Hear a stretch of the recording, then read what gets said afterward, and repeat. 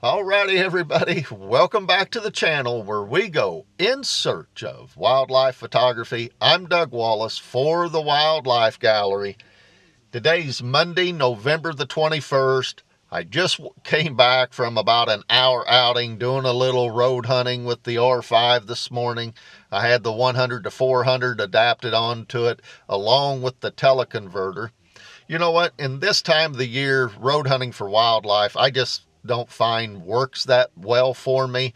You know, most of the farmers have all their crops out and those fields are turned over, so there's a lot less food available for the wildlife that been using those fields earlier in the year, back in spring and early summer. Naturally, those foods have matured and not near as palatable to a lot of the wildlife as well.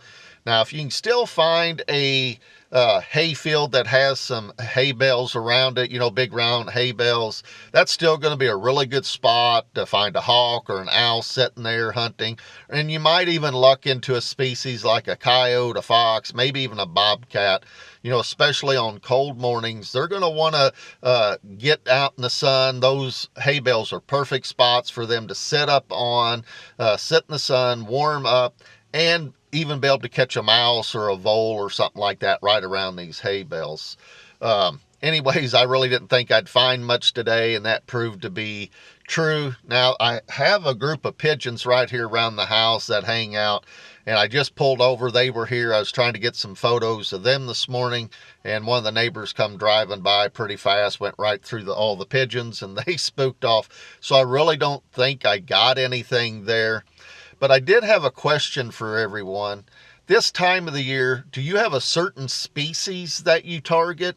And do you go to a certain place to find that species, like a wildlife refuge or a state park or something like that? So if you would, like and subscribe to the channel as always, share if you would.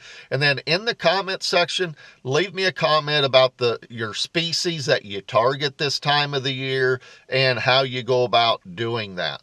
A couple of friends and I here about the week before Christmas are going to go to a national wildlife refuge about 4 hours from here up in northwest Missouri. And we'll leave here about 2 a.m. so we can get there at daylight. I've never been there, but these two have, and they are telling me we could encounter 500 to 600 eagles there and just thousands upon thousands of snow geese. So that's a trip that I have coming up, and I'm looking forward to it. I'll have the R5 and the 90D, both depending on the situation that I find myself in. And then, you know, I'd had some problems with my Garmin that I'm filming on today, not recording audio. Well, back in October, before I got the R5, there was an osprey at a local lake, and I got thousands upon thousands of pictures of that osprey. Some of them I think are really good. A couple of them I think are pretty stellar. So anyways, I wasn't able to make my osprey only video, so I'm going to include those pictures in today's video. Take a look at these osprey pictures with the Canon 90D, the 100 to 400, and the 1.4 teleconverter on it. Happy Thanksgiving to all of you out there. Thank you for watching the channel. Again, like and subscribe if you would. Be safe while you're out there getting your wildlife photos or whatever it is you're doing. I'm positive those people you're sharing Thanksgiving with would love to see you again. Once again, thanks for tuning in today. Happy Thanksgiving. I'll catch you on the next one. Wakey, wakey, eggs and bakey, everyone. Say, Doug here with In Search of Wildlife Photography. We're after osprey this morning. I've got one roosted in a tree right here. I was here yesterday, got lots of pictures of him yesterday, hunting and sitting in a roost tree. I got here this morning, and I didn't see him where I'd seen him yesterday, but I found him. He was actually roosted here right behind my truck. So I'm set up on him. I've already taken some shots of him here this morning. It's just like 6:30, a little past that. I'm sure y'all can't see that osprey sitting in a tree behind me off this little Garmin that I got going, but he's just waking up right here in the parking lot of the little recreational area here in the town close to where I live at. And I even just saw a little red shoulder hawk, so be kind of cool to get some video and pictures of him also. Yeah.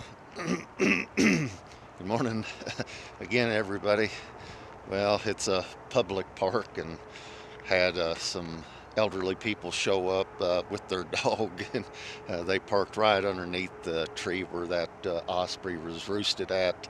They let the dog out, he took off running, and the osprey took off flying and screeching. All right. Welcome back, everybody. It appears there are 2 osprey out here at this lake. I just talked to a guy that confirmed that.